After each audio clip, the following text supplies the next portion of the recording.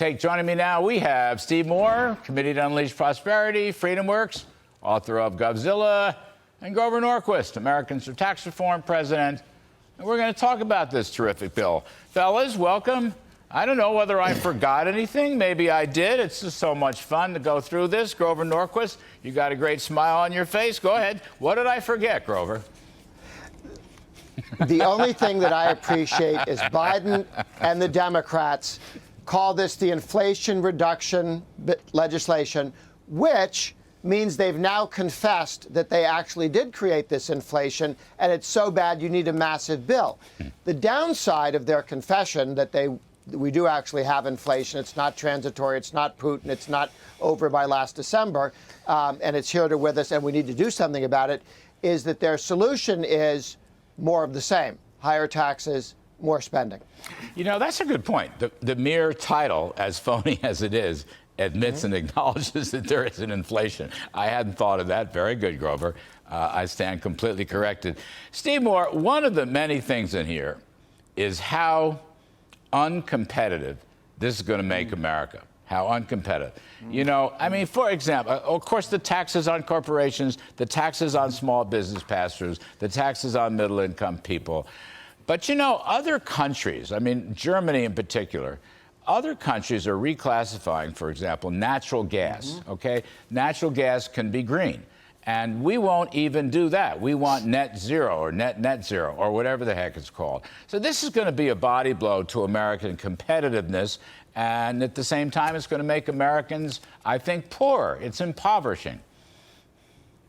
Yeah, by the way, I love your idea of repeal, repeal, repeal. Yes. I think Republicans in Congress running to take back the House and Senate should be running on exactly that message, especially, by the way, starting with defunding the 87,000 new IRS agents. It's outrageous. People are so mad about that, Larry. I got to tell you, just the last 4 or 5 days, so many people I'm talking to around the country are just livid that they would have the nerve to increase the border patrol, the IRS, when they're not taking care of our Army and our Border Patrol and the police we need in the cities.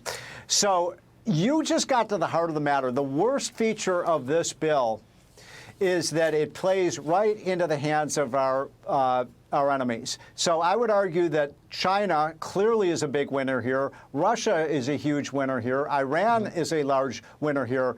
And, you know, that's because some people are describing those three as sort of the new axis of evil. And China's taking over. By some estimates, China will be producing 5 times as much coal as the United States over the next 3 or 4 years. Think of that, Larry. We have more coal than any other country in the world. Russia and Iran want to take control of the oil markets. We are ceding control of those markets to our enemies, and that's going to make America much poorer. Yeah, you know, something I probably could have said, Grover, there's almost $100 billion worth of taxes on fossil fuels. So they are continuing their effort to destroy our fossil fuel industry. And, you know, the longer this goes on, the worse it's going to get, because the renewable stuff, I'm not opposed to renewables. I'm just opposed to subsidizing them, and I'm opposed to ending fossils. But the point is, it's more expensive. Liz Peek wrote a column about this. She's going to be on here in a few minutes. It's more expensive, this renewable stuff. Electricity is more expensive. All these states, right, California and New Jersey and Connecticut and New York, they're paying a fortune for electricity, and they're paying a second fortune for gasoline. Yeah. We have with this bill the evidence signed by the president, voted on by every single Democrat in the House and the Senate, that Joe Biden lied his way into office. His most repeated promise was that no one who earned less than $400,000 in a year would pay a penny in higher taxes. And this bill does that when it taxes coal and natural gas and oil and your stock market ownership in your 401k and your IRA. It taxes, 60% of Americans have stock value in their 401k and their IRA. 60%, not 1%, 60%. And everyone uses energy that they tax. So everyone's paying taxes. Biden promised nobody earned less than $400,000. That was the most frequently said statement He lied his way into office. That is the big lie that got Biden elected. And Grover, just a quick follow-up. The tax on corporations, the 15% minimum tax, even with the carve-out for depreciation, that tax will fall on ordinary working folks, wage earners. That'll lower their wages. And I think, Grover, so will this last-minute tax on the small business pass-throughs. Yeah. They're going to get middle-class people. And the IRS, I think you said that, the IRS is going to get hit too. I mean, all this stuff is aimed at the middle class. So they're going to get them one way or another. Higher gasoline prices, higher electricity prices, higher power prices, and higher taxes. Steve Moore, here's the other part. We've just come through 2 straight quarters of negative GDP. Okay. Why would you want to pass a bill that has absolutely no economic growth incentives? They don't even pretend, Steve Moore. It's not even, they don't even talk about that. I mean, what do you make of that? Yeah. The word growth isn't even in the 900-page document. They don't talk about growth or prosperity or, it's all about growing government. Now, I want to make this point. I've been listening to what these Democrats, especially in these moderate districts, are saying to justify this outrageous vote. And their new line on this, Larry, I'm not making this up, is that this bill is going to make America energy independent. Now, that's laughable, right? Energy independent. We were energy independent under Donald Trump just 18 months ago. And now they're saying we're going to be made energy independent by giving up our coal, giving up our oil and gas, where we get 70% of our energy, and becoming dependent on windmills and solar power. I mean, the rest of the world is laughing at us. It's not just California, by the way. You mentioned California that's now has to import their electric power from other states because they can't produce enough in California.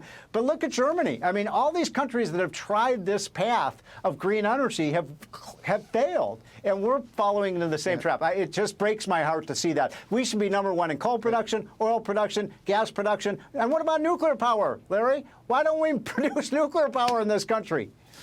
Grover, I thought, you go into the government, you do these things, you want to create growth and prosperity. It used to be in presidential elections, I suspect it still will be, peace and prosperity were always the watchwords of successful candidates, okay?